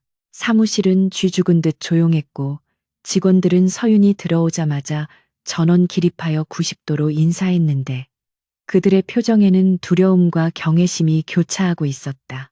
서윤은 자신의 옛 책상으로 다가가 낡은 키보드와 마우스를 어루만지며 잠시 추억에 잠겼는데 그 자리는 그녀가 가장 낮은 곳에서 회사의 현실을 목격했던 소중한 공간이었다. 박 대리는 서윤의 눈을 마주치지 못하고 벌벌 떨고 있었는데 서윤은 그에게 다가가 박 대리님, 커피는 본인이 직접 타드시는 게 좋겠죠? 그리고 탕비실 청소는 앞으로 용역업체에서 할 테니 걱정하지 마세요라고 뼈 있는 한마디를 던졌다. 박 대리는 다리에 힘이 풀려 주저앉으며 이사님 죽을 죄를 지었습니다. 한 번만 용서해 주십시오라고 빌었지만 서윤은 차갑게 돌아섰다. 그녀는 직원들을 향해 저는 여러분에게 복수하려고 온 게 아닙니다. 하지만 무능하고 부패한 직원이 설 자리는 없습니다. 각자 자신의 능력을 증명하세요. 기회는 공평하게 드리겠습니다라고 공표했다. 그녀의 말은 직원들에게 새로운 희망과 동시에 엄중한 경고를 주었고 사무실에는 팽팽한 긴장감이 감돌았다. 서윤은 자신의 옛자리를 뒤로하고 당당하게 발걸음을 옮겼는데 이제 그녀는 더 이상 왕따 당하던 촌스러운 여자가 아니라 미린의 그룹을 이끌어갈 진정한 여왕이었다. 복도 끝에서 그녀를 기다리고 있던 도진은 그녀가 다가오자 환하게 웃으며 팔을 벌렸고 서윤은 그의 품에 안기며 안도감을 느꼈다. 이제 집으로 갈까요, 여보? 라는 도진의 말에 서윤은 고개를 끄덕이며 네, 가서 맛있는 저녁 먹어요. 오늘은 정말 긴 하루였거든요.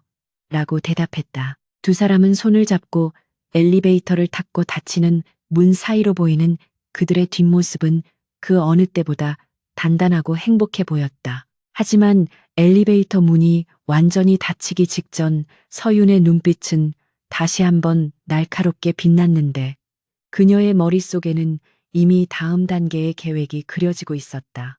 회사의 로비에는 여전히 긴장감이 감돌고 있었지만 직원들의 눈빛은 조금씩 달라지고 있었는데 그것은 공포를 넘어선 새로운 리더십에 대한 기대감이었다. 한서윤이라는 폭풍이 휩쓸고 지나간 자리에 남은 것은 폐허가 아니라 새로운 시작을 위한 깨끗한 터전이었고 그녀는 그 위에서 다시 한번 기적을 만들어낼 준비를 하고 있었다. 강도진 회장과 한서윤 이사, 이 최강의 부부가 이끌어갈 미린의 그룹의 미래는 이제 막 시작되었고 그들의 전설은 직원들의 입을 통해 전설처럼 퍼져나가고 있었다. 미린의 그룹 본사를 강타한 숙청의 태풍은 최수진 팀장의 구속으로 끝나지 않고 이제 막 시작된 거대한 해일과도 같았는데 그 중심에는 냉혹한 심판관으로 변모한 한서윤 이사가 서 있었다. 최 팀장이 연행되어 나간 직후 전략기획실의 풍경은 마치 폭격을 맞은 전장처럼 처참했는데 그녀의 책상은 감사팀 직원들에 의해 낱낱이 파헤쳐지고 있었고 개인 사물함에서는 명품 가방과 보석들이 쏟아져 나와 직원들의 탄식을 자아냈다. 그동안 최 팀장의 오른팔 노릇을 하며 김미영을 괴롭히는 데 앞장섰던 박 대리는 자신의 책상 아래로 몸을 숨기고 싶을 만큼 극심한 공포에 떨고 있었는데 그의 모니터에는 아직 작성하지 못한 심할서 페이지만이 깜빡거리고 있었다. 사무실의 공기는 숨 막힐 듯 무거웠고 누구 하나 감히 큰 소리로 숨조차 쉬지 못하는 정적 속에서 엘리베이터 문이 열리는 소리가 천둥 소리처럼 울려 퍼졌다. 또각또각 하는 하이힐 소리가 복도를 타고 들어오자 직원들은 일제히 자리에서 일어나 고개를 숙였는데 그들의 등 뒤로는 식은땀이 흐르고 있었다. 한서윤 이사가 전략기획실에 들어서자 그녀의 뒤로 법무팀 변호사들과 인사팀장이 도열했고 그 위압감은 예전의 촌스러운 계약직 김미영과는 비교조차 할 수 없을 만큼 압도적이었다. 서윤은 천천히 사무실을 둘러보며 자신의 옛 자리였던 구석진 책상으로 시선을 옮겼는데 그곳에는 아직도 그녀가 쓰던 낡은 머그컵이 덩그러니 놓여 있어 묘한 감정을 불러일으켰다. 그녀는 박 대리의 책상 앞으로 다가가 손가락으로 책상을 톡톡 두드렸는데 그 작은 소리에 박 대리는 화들짝 놀라며 의자에서 굴러떨어질 뻔했다. 서윤은 차가운 미소를 지으며 박 대리에게 앉으라는 손짓을 했고 박 대리는 떨리는 다리를 겨우 지탱하며 자리에 앉았지만 시선은 어디에 두어야 할지 몰라 허공을 헤매고 있었다. 그녀는 박 대리의 모니터를 힐끔 쳐다보며 아직도 상황 파악이 안 되냐고 나직하게 물었고 박 대리는 입술을 달달 떨며 죄송하다는 말만 반복했다.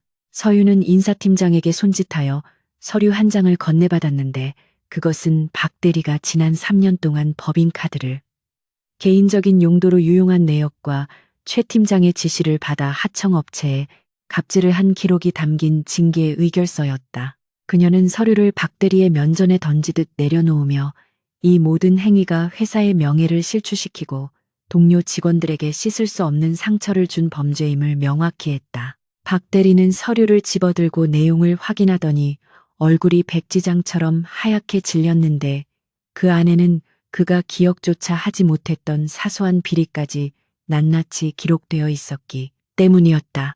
그는 억울하다며 자신은 그저 위에서 시키는 대로 했을 뿐이라고 항변하려 했지만 서윤의 서슬퍼런 눈빛에 말문이 막혀버렸다. 서윤은 명령을 따르는 것과 불의에 동조하는 것은 엄연히 다르다고 일갈하며 당신 같은 사람이 회사의 중간 관리자로 있는 한미린의 그룹의 미래는 없다고 단언했다. 그녀는 즉석에서 박 대리의 해고를 통보했고 그가 짐을 싸서 나갈 때까지 보안 요원들이 감시하도록 지시했는데 이는 다른 직원들에게 보내는 강력한 경고 메시지였다. 사무실의 다른 직원들은 박 대리가 보안 요원들에게 이끌려 나가는 모습을 보며 공포에 질려 고개를 들지 못했는데 개 중에는 최 팀장 라인은 아니었지만 김미영을 은근히 무시하고 방관했던 직원들도 포함되어 있었다.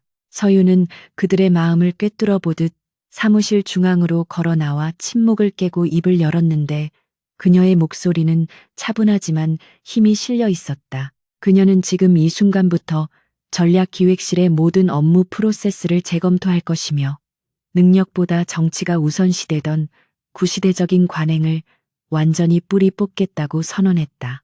또한 과거의 잘못을 솔직하게 고백하고 쇄신하려는 의지를 보이는 직원에게는 기회를 주겠지만 끝까지 변명으로 일관하거나 사실을 은폐하려는 자에게는 자비란 없을 것임을 분명히 했다. 그날 오후 대회의실에서는 긴급인사위원회가 소집되었는데 이번 사태에 연루된 임직원 30여 명이 줄줄이 소환되어 조사를 받았다.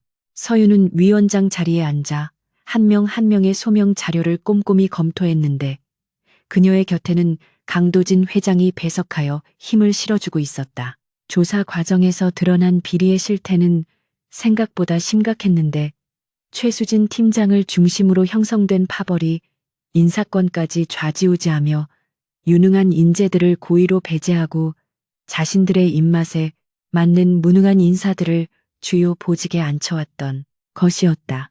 서윤은 특히 지방대 출신이나 여성이라는 이유로 부당한 대우를 받았던 직원들의 인사 기록을 찾아내어 그들의 억울함을 풀어주는데 주력했는데 이는 그녀 자신이 김미영으로 살면서 뼈저리게 느꼈던 차별의 고통을 누구보다 잘 알고 있었기 때문이었다. 징계 대상자 중에는 영업본부장인 김 전무도 포함되어 있었는데 그는 최 팀장과 결탁하여 비자금을 조성한 혐의를 받고 있었다. 김 전무는 회사의 원로임을 내세워 자신을 함부로 대할 수 없을 것이라며 큰 소리를 쳤지만 서윤은 그가 경쟁사 임원과 미뢰하여 회사의 기밀 정보를 넘긴 CCTV 영상과 녹취록을 증거로 제시하여 그의 콧대를 꺾어버렸다. 영상 속에서 김 전무는 미리네 그룹의 신기술을 헐값에 넘기겠다며 흥정하고 있었고 그 대가로 막대한 리베이트를 요구하는 모습이 고스란히 담겨 있었다. 김 전무는 증거 앞에서도 조작된 것이라며 발악했지만 도진이 나서서 검찰에 수사를 의뢰하겠다고 으름장을 놓자 그제야 꼬리를 내리고 선처를 호소했다. 하지만 서윤은 단호했다. 그녀는 회사의 이익을 팔아 사리사욕을 채운 배신자에게 줄 선처는 없다며 김 전무를 파면하고 민영사상 책임을 끝까지 묻겠다고 선언했다. 김 전무가 끌려나가며 저주를 퍼부었지만 서윤은 눈 하나 깜짝하지 않고 다음 안건으로 넘어갔는데 그녀의 이러한 결단력 있는 모습에 배석한 다른 위원들은 감탄과 두려움을 동시에 느꼈다. 인사위원회가 마무리될 무렵 회사의 분위기는 완전히 달라져 있었는데 썩은 환부를 도려낸 자리에 새로운 희망의 싹이 트고 있었고 직원들은 드디어 회사가 정상적으로 돌아가기 시작했다며 안도했다. 특히 그동안 최 팀장에게 억눌려기를 펴지 못했던 실무진들은 서윤의 개혁 드라이브에 적극적으로 동참하며 숨겨왔던 아이디어들을 쏟아내기 시작했다. 저녁이 되자 도진과 서윤은 회장실에서 잠시 휴식을 취했는데 창밖으로 보이는 서울의 야경이 유난히 아름답게 느껴졌다. 도진은 서윤에게 따뜻한 허브티를 건네며 오늘 정말 고생 많았다며 그녀의 어깨를 주물러 주었는데 그의 손길에는 아내에 대한 무한한 애정과 존경이 담겨 있었다.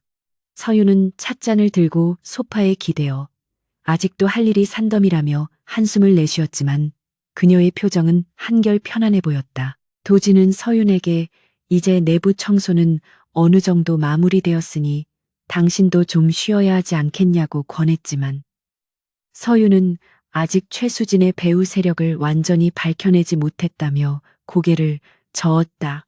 그녀는 최수진이 단순히 개인적인 욕심으로 그 많은 비리를 저질렀다고 보기에는 너무나 조직적이고 치밀했다며 분명히 그녀를 조종하는 더 큰 손이 있을 것이라고 의심했다. 도진은 서윤의 예리한 통찰력에 동의하며 사실 자신도 그 점을 의심하고 있었다고 털어놓았는데 최근 경쟁사인 태성그룹의 움직임이 심상치 않다는 첩보를 입수했다고 말했다. 태성그룹은 만년 2위 자리에 머물며 미리네 그룹을 넘어서기 위해 수단과 방법을 가리지 않는 기업으로 유명했는데 최수진이 그들과 내통하고 있었을 가능성이 매우 높았다. 서윤은 그렇다면 이번 기회에 태성그룹과의 악연도 끊어내야겠다며 눈빛을 반짝였고 도진은 그녀의 계획이 무엇인지 궁금해하며 귀를 기울였다. 서윤은 태성그룹이 노리고 있는 것이 바로 이번 스마트시티 프로젝트의 핵심 기술일 것이라며 그들이 미끼를 물 수 있도록 역정보를 흘리는 작전을 제안했다. 다음 날 서윤은 전략기획실 직원들을 소집하여 극비 프로젝트 회의를 열었는데 그녀는 직원들에게 이번 스마트시티 입찰에 결정적인 영향을 미칠 새로운 기술을 개발했다고 발표했다. 하지만 이는 사실 태성그룹을 유인하기 위한 가짜 정보였고 기술 문서에는 교묘하게 설계된 바이러스 코드가 심어져 있어 문서를 여는 순간 상대방의 서버 정보를 역추적할 수 있도록 되어 있었다. 서윤은 보안을 강조하며 이 정보가 밖으로 새어나가지 않도록 각별히 주의를 당부했지만 내부에는 아직 태성그룹과 끈이 닿아 있는 스파이가 남아있을 것이라고 확신했다. 며칠 후 예상대로 사내 보안 시스템에 비정상적인 접근 신호가 포착되었고 서윤은 보안팀장과 함께 실시간으로 해킹 시도를 추적하기 시작했다. 범인은 놀랍게도 평소 조용하고 성실하기로 소문난 재무팀의 이 대리였는데 그는 최수진이 심어놓은 마지막 첩자이자 태성그룹의 사주를 받고 있던 인물이었다. 이 대리는 서윤이 파놓은 함정인 줄도 모르고 가짜 기술 문서를 다운로드하여 태성그룹의 비밀 서버로 전송했고 그 순간 서윤의 모니터에는 태성그룹의 내부 네트워크 지도가 선명하게 그려졌다. 서윤은 이 결정적인 증거를 확보하자마자 도진에게 보고했고, 도진은 즉시 법무팀을 동원하여 태성그룹을 산업 스파이 혐의로 고소함과 동시에 언론에 이 사실을 대대적으로 터뜨렸다. 뉴스는 연일 태성그룹의 파렴치한 행각을 보도했고, 태성그룹의 주가는 곤두박질쳤으며 그들의 도덕성은 땅바닥으로 추락했다.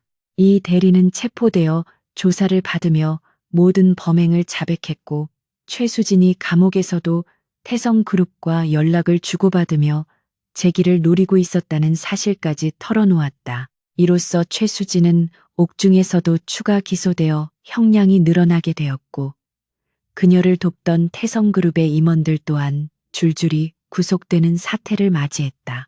미린의 그룹은 이 사건을 계기로 보안 시스템을 대폭 강화하고 투명 경영을 선포하여 오히려 전화위복의 기회로 삼았는데, 그 중심에는 언제나 한서윤 이사가 있었다. 직원들은 위기를 기회로 바꾸는 서윤의 리더십에 열광했고, 그녀는 명실상부한 그룹의 2인자로서 확고한 입지를 다지게 되었다. 폭풍이 지나가고 평화가 찾아온 어느 주말, 서윤은 김미영 시절 자주 가던 회사 근처의 허름한 국밥집을 찾았는데, 이번에는 도진과 함께였다.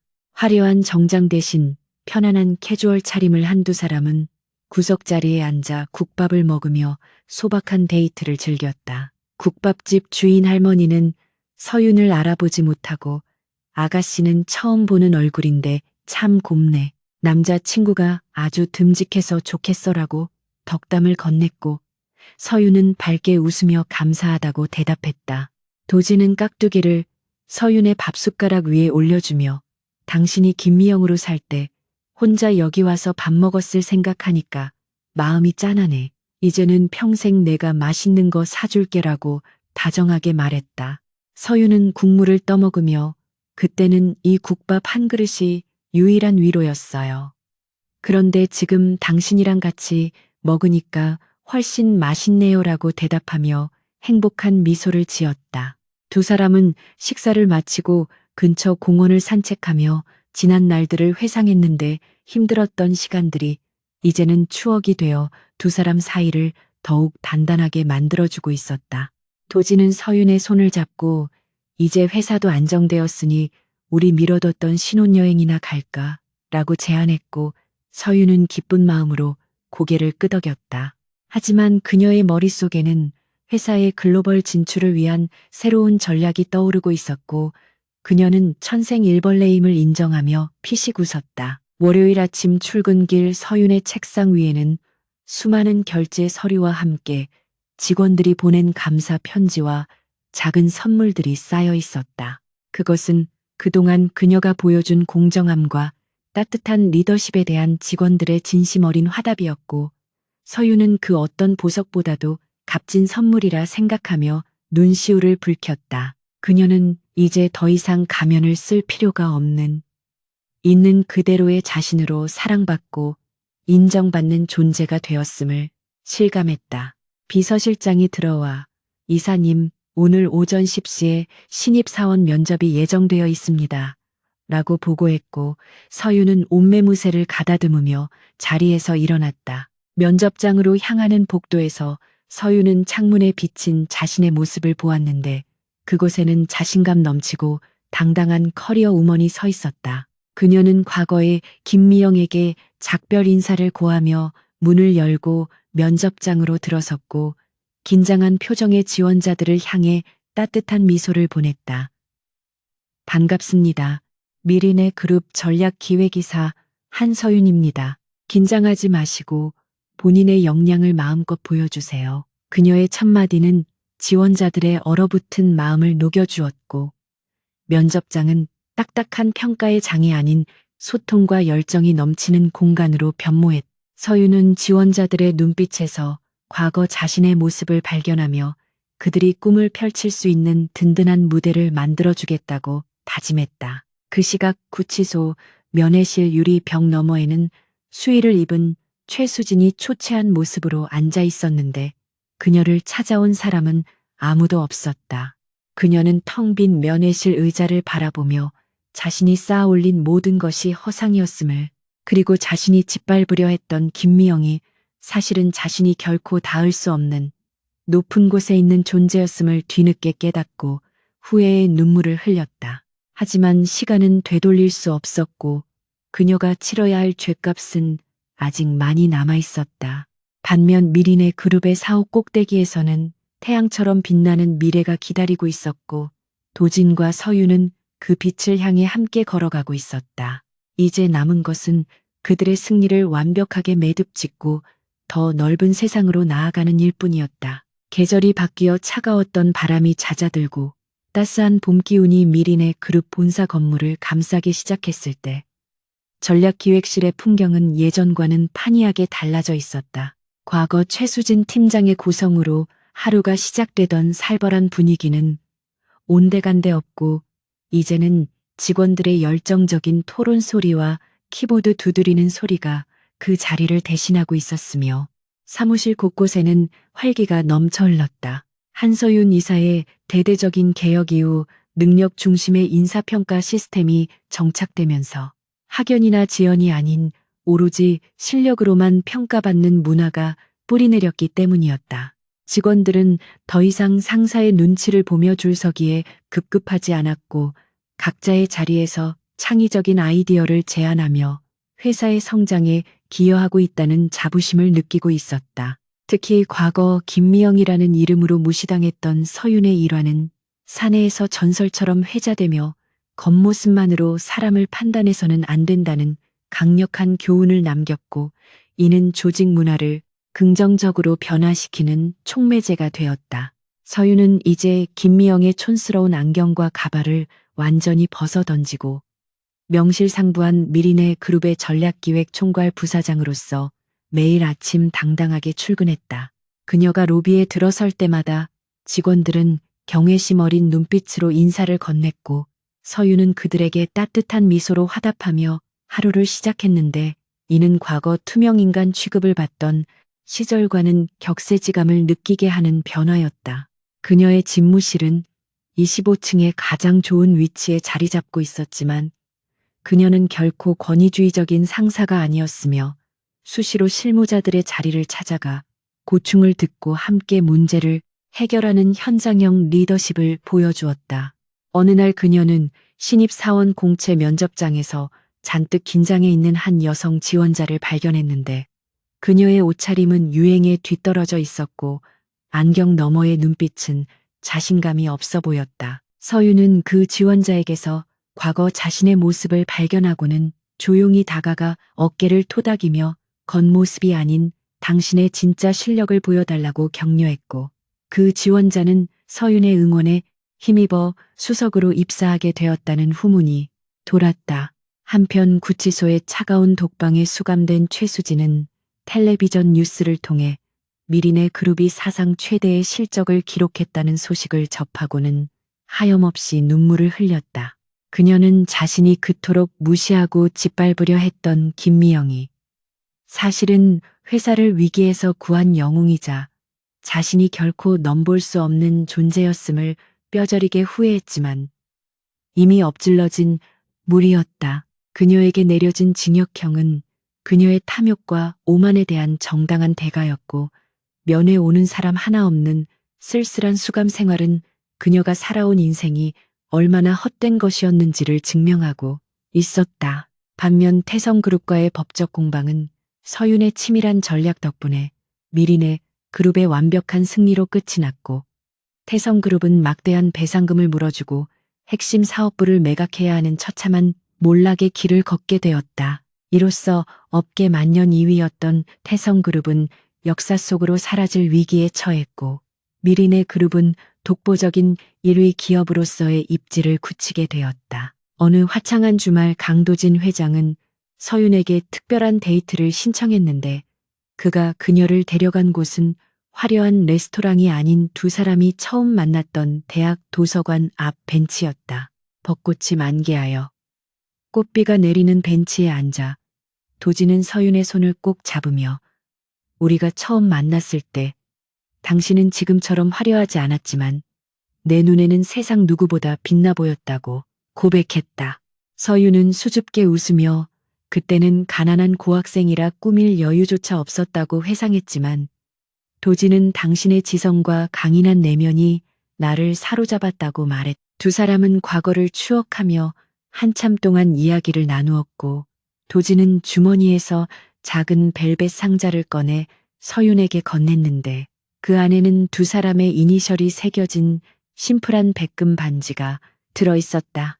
도지는 이 반지는 화려하지 않지만 변치 않는 내 마음이라며 서윤의 손가락에 끼워주었고 서윤은 감동의 눈물을 글썽이며 그를 꼭 껴안았다. 회사로 돌아온 서윤은 마지막으로 해결해야 할 과제가 남아 있었는데 그것은 바로 사내에 남아있는 권위적인 문화를 완전히 청산하고 수평적인 소통 구조를 만드는 일이었다. 그녀는 소통의 날을 제정하여 직급에 상관없이 누구나 자유롭게 의견을 개진할 수 있는 타운홀 미팅을 정기적으로 개최했고 익명으로 운영되던 건의함을 실명제로 전환하되 제안자의 신변을 철저히 보호하고 파격적인 인센티브를 제공하는 방식으로 바꾸었다. 이러한 변화는 처음에는 직원들에게 낯설게 다가왔지만 서윤이 직접 나서서 신입사원의 의견을 경청하고 이를 정책에 반영하는 모습을 보이자 점차 호응을 얻기 시작했다.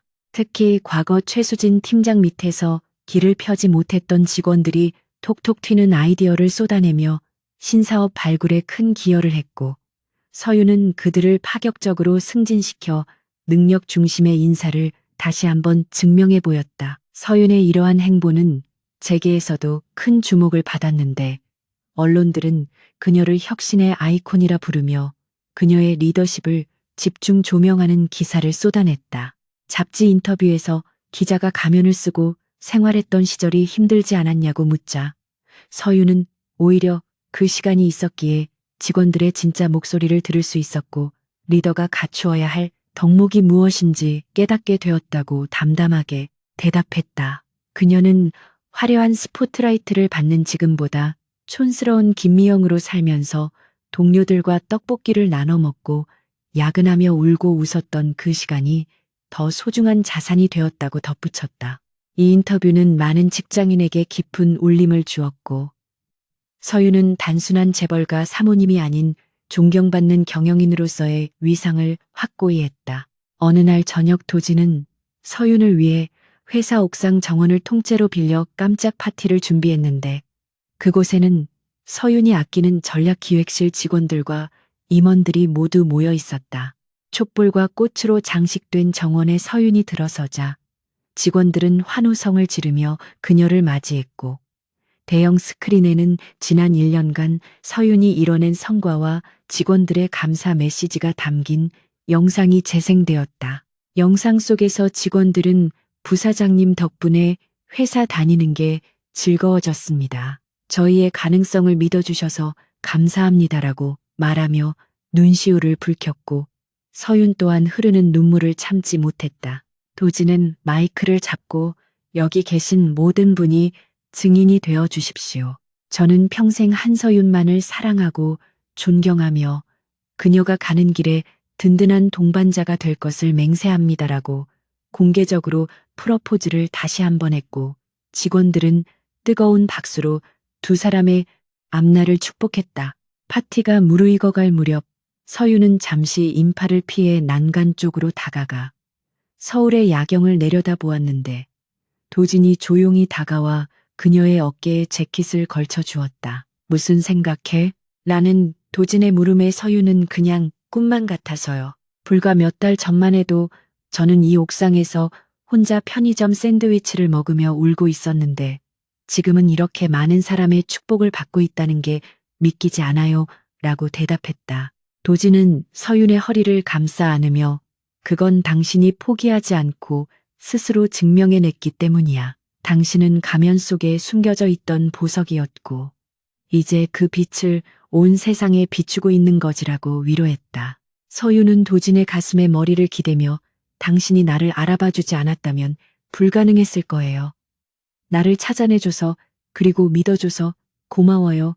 여보라고 속삭였다. 다음 날 아침 미린의 그룹은 글로벌 기업으로의 도약을 선포하는 비전 선포식을 개최했고 그 자리에는 국내외 주요 언론사와 정재계 인사들이 대거 참석했다. 단상에 오른 서윤은 유창한 연설로 그룹의 미래 청사진을 제시하며 기술 혁신과 사회적 책임을 다하는 기업이 되겠다는 포부를 밝혔고 그녀의 카리스마 넘치는 모습에 참석자들은 기립 박수를 보냈다.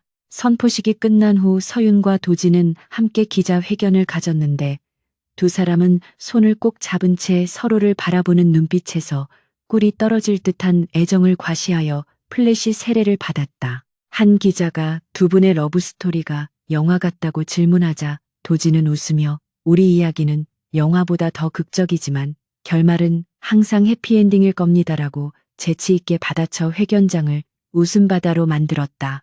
모든 일정이 끝나고 집으로 돌아가는 차 안에서 서윤은 피곤함에 지쳐 잠이 들었고 도진은 그녀가 깰까봐 조심스럽게 운전하며 사랑스러운 눈길로 그녀를 바라보았다. 그는 그녀가 잠든 틈을 타 그녀의 손등에 가볍게 키스하며 사랑해 나의 영원한 여왕님이라고 속삭였고 서윤은 꿈속에서도 그 목소리를 들었는지 입가에 행복한 미소를 머금었다. 차창 밖으로 스쳐 지나가는 서울의 풍경은 여전히 분주하고 시끄러웠지만 두 사람의 차 안은 세상 그 어디보다 평온하고 따뜻한 공기로 가득 차 있었다. 그들은 알고 있었다. 앞으로 닥칠 어떤 시련도 두 사람이 함께라면 충분히 이겨낼 수 있다는 것을, 그리고 그들의 사랑은 비즈니스라는 전쟁터에서 피어난 가장 아름다운 꽃이라는 것을 말이다. 몇 년 후 미린의 그룹은 서윤의 주도하에 세계적인 기업으로 성장했고 그녀가 기획했던 스마트 시티 프로젝트는 전 세계 도시들의 롤모델이 되어 수많은 상을 휩쓸었다. 서윤은 경영 일선에서 물러나지 않고 여전히 왕성하게 활동하며 후배 여성 경영인들을 양성하는 재단을 설립하여 자신의 경험과 노하우를 전수하는 데 힘썼다. 그녀는 종종 강연에서 자신의 과거 이야기를 들려주며 여러분이 지금 촌스러운 옷을 입고 있든 남들의 무시를 받고 있든 상관없습니다. 중요한 것은 여러분 내면에 숨겨진 진짜 가치입니다. 언젠가 그 가면을 벗어 던지고 날아오를 날이 반드시 올 것입니다라고 희망의 메시지를 전했다. 강연장 뒤편에서 그 모습을 지켜보던 도진은 세월이 흘러 흰머리가 희끗희끗해졌지만 여전히 서윤을 바라보는 눈빛만은 청년 시절 그대로 뜨거웠다. 어느 날 서윤과 도진은 휴가를 내고 아무도 모르는 한적한 시골 마을로 여행을 떠났는데 그곳은 서윤이 어릴 적 살았던 고향과 닮아 있었다. 두 사람은 텃밭에서 직접 채소를 가꾸고 저녁에는 마당 평상에 앉아 밤하늘의 별을 보며 소박한 행복을 즐겼다. 서윤은 도진의 무릎을 베고 누워 나 이제 정말 김미영으로 돌아가도 될 것 같아요. 촌스럽고 평범한 아줌마로 사는 것도 나쁘지 않을 것 같네요 라고 농담을 던졌다. 도진은 껄껄 웃으며 당신은 뭘 해도 내 눈에는 여전히 세상에서 가장 매력적인 여자야. 촌스러운 김미영이든 화려한 한서윤이든 당신은 내 유일한 사랑이니까라고 대답하며 그녀의 이마에 입을 맞추었다. 밤하늘을 수놓은 수많은 별처럼 그들의 사랑은 영원히 빛날 것임을 약속하며 두 사람은 서로의 온기를 느끼며 깊은 잠에 빠져들었다. 이야기는 여기서 끝이 나지만 전설은 계속되었다. 미린의 그룹의 신입사원 연수원에는 김미영 홀이라는 이름의 강당이 건립되었고 그 입구에는 촌스러운 뿔테 안경과 화려한 하이힐이 나란히 전시되어 있어 입사하는 모든 이에게 무언의 가르침을 주고 있었다. 사람들은 그 전시물을 보며 겉모습 뒤에 숨겨진 진실을 보는 눈을 기르겠다고 다짐했고 불의에 타협하지 않는 용기를 배웠다. 회사에서 왕따 당하던 촌스러운 여자의 정체는 단순한 재벌가 사모님이 아닌 시대를 앞서간 리더이자 진정한 사랑을 쟁취한 승리자였음이 증명된 것이다. 그리고 회식 자리에 나타나 그녀를 여보라고 불렀던 CEO의 용기는 진정한 사랑은 남들의 시선을 두려워하지 않는다는 것을 세상에 알린 위대한 고백으로 영원히 기억될 것이다.